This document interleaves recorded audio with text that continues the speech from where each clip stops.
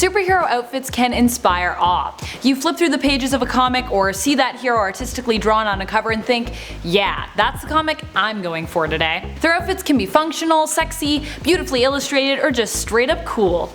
But that is not what we are going to be talking about today. Nope.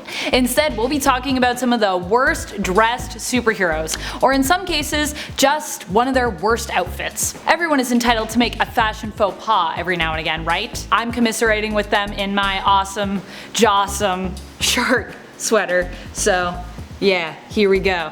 So put some eye drops in and get ready to behold some of these eyesores with me. And if there is a costume that you find so hideous and so heinous that you think it should have been included, please feel free to share it in the comments below.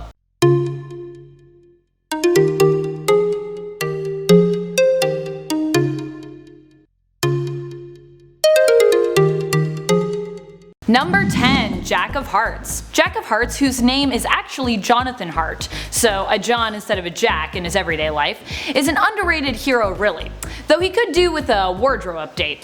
His name makes him sound like he belongs in a Las Vegas casino, while his powers have nothing to do with card tricks. He got his powers from a fuel created by his father called Zero Fluid. He was covered in it as a result of a scuffle between him and an evil corporation who wanted to steal his father's scientific discovery. This resulted in him being granted powers including zero energy blast, superhuman strength, durability, and flight. But regardless of how cool he is alone, his costume makes him look like he would fit in more in Lewis Carroll's Alice in Wonderland than the pages of a comic book.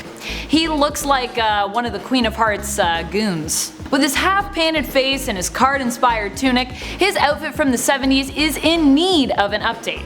I would love to see his outfit reflect just how cool of a hero he is. Number 9. Black Bolt and Lockjaw. The presence of Black Bolt, Inhuman leader and king, and his dog Lockjaw might shock you for appearing on this list. Why did I add him here? Okay, let's just do a pan up from the bottom of his costume. So everything is good so far. Yep, standard spandex outfit here, cool pattern on the suit, and then wait for it, there. What is that on his mask? That is a tuning fork. It is true that Black Bolt sometimes uses his tuning fork in the comics to emit energy or channel his powers, but he also seems to use his powers just fine without the fork. It isn't a part of his body after all, it's just a part of his costume. Also, Lockjaw also has a tuning fork on his head, which to be fair looks as adorable as it does ridiculous. So you might think, but wait, what does Lockjaw use his tuning fork for? He doesn't have the electron harnessing speech center that Black Bolt possesses, right? You're right. Lockjaw is primarily known for his teleportation powers. The tuning fork for him can be used to channel and focus these powers. For someone who is using their speech, I could kinda see that this tuning fork might make sense, but for Lockjaw's powers, it also helps? Wait, WTF? Is this an Inhuman thing? Cause if so, why isn't everyone wearing a tuning fork on their head? Where's Medusa's tuning fork? Number 8. Captain Ultra. Captain Ultra doesn't just suffer from sometimes being an annoying character who admittedly even other supers would like some distance from, he also suffers from a case of a bad costume. Poor guy. His costume is problematic for the reason that it just has like too much going on. We are first introduced to Captain Ultra in the Fantastic Four Volume 1 issue 177. Another honorable mention from that issue is wannabe supervillain character Osprey, who wears wings despite not having any flight powers. Or any powers at all, sadly. Back to Captain Ultra. From his debut to his short time in the Defender series, his costume in the 60s and 70s always had just too much going on. Green helmet, blue cape, orange pants, red and yellow vest, blue underwear over the top of it all.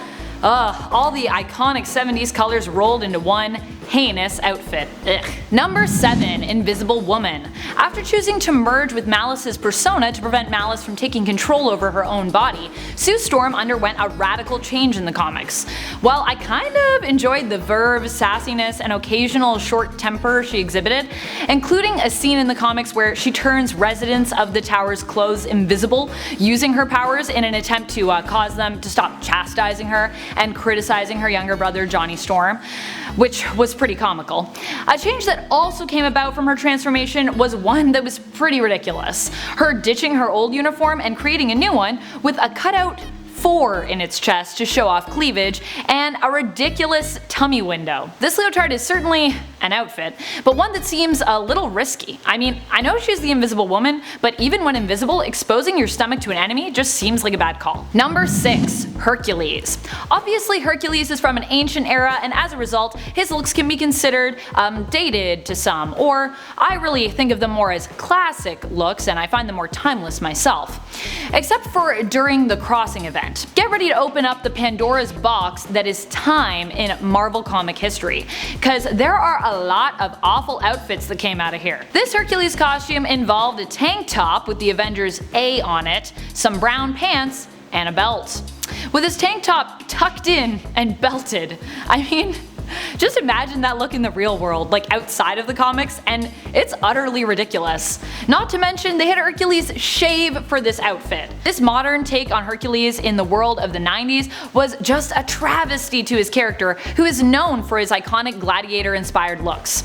I also have to give an honorable mention to the time Hercules' costume was just his birthday suit. Yep, it was super short-lived, and to call it a costume per se might be a stretch, but he was sort of training others using a Greek-inspired athletics competition while he was wearing it, or wearing nothing. Even offering to wrestle other heroes while in the buff. Ugh. Number 5. War Machine. We are staying put in the Crossing event for this one as well. If you are unfamiliar with this event in Marvel history, it involved a storyline where our superheroes went up against Iron Man. For a hero who is so celebrated, Tony Stark certainly does get battled by his fellow heroes more than you'd think. In this story, Tony is revealed to have been working for Kang for years, which results in the heroes having to team up to stop him. The end result is an older Tony Stark being converted back to good and sacrificing himself so that younger Tony from his past, who is also fighting him, can take over as the Tony of the present. Yeah, it's a confusing one. Anyways, as a result of Tony being evil, Rhodey looks to distance himself from Iron Man, which means him getting a new suit, which looks a bit like a group of, like space bubbles. Also, what is wrong with his helmet? Why is it so round and small? Like, what happened to the shape of James's head? Number 4. Stay gold, Iron Man. Before we had the amazing suits that belong to Tony Stark today, I mean, we could make a few lists based on the best of Iron Man suits if we haven't already. We had the original Avengers version of Iron Man. You may remember this suit from the Iron Man origin story in the MCU, but it looked even less cool and a lot more Tin Man in the Avenger Volume 1 series. So much so that when Iron Man went to save people with it, they didn't even like the look of it. But Tony Stark had a plan to fix this. Update the suit, build a new one, get some cooler gadgets? Nope, nope, and nope. His plan was to paint it gold.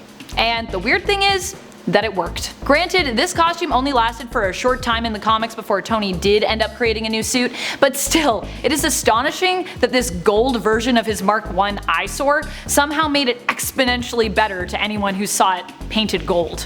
What? Number 3. Thor. And back to the Crossing we go. Sorry friends, I obviously need to make a top 10 worst superhero costumes from the Crossing list.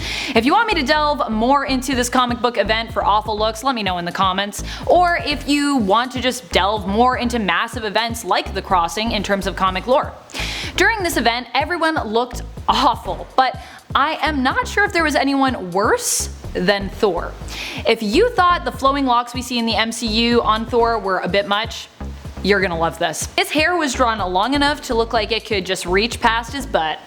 He is covered in random leather straps, they don't seem to be useful for anything. He's also covered in metal spikes, and Mjolnir for some reason has a chain hanging from it.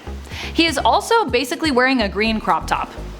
Yep. Number 2. Star Sapphire. A lot of Star Sapphire's outfits have been known for their revealing nature. The sometimes villain, sometimes hero is one of Hal's exes and comes to us from the Pink Lanterns, who stand for love.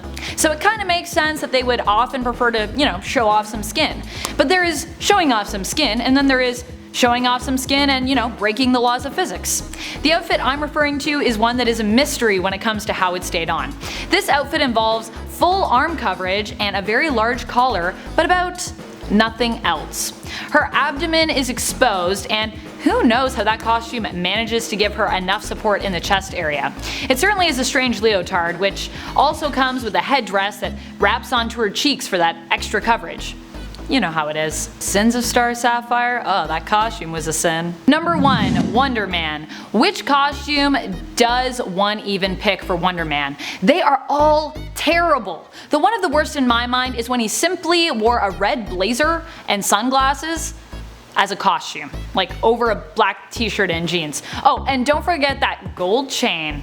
Wow. This look comes to us from the Mighty Avengers series, but there have been countless other gaudy appearances from Wonder Man, including his West Coast Avengers look, and let's not forget all the pouches he was given during the 90s in his self-titled series. What is it with pouches? Like, you're a superhero fighting crime, like what do you need to keep in there? Your keys? Some band-aids? Chapstick? Why do people have so many pouches in the 90s? Thanks for watching, Nerd Squad. Was there an outfit listed here that is one of your favorites or that you find downright beautiful? Let us know in the comments below. After all, beauty is in the eye of the beholder. Every time I say that phrase, I think of beholders from D&D. Yipes. While you are on your way down there to spark debates in the comments over who is the worst and who is the best dressed, make sure to tap that like, click that subscribe, and ring our bell so you never miss any of our nerd content here at Top 10 Nerd. Until next time, I'm Amanda McKnight, reminding you as always to stay nerdy, YouTube.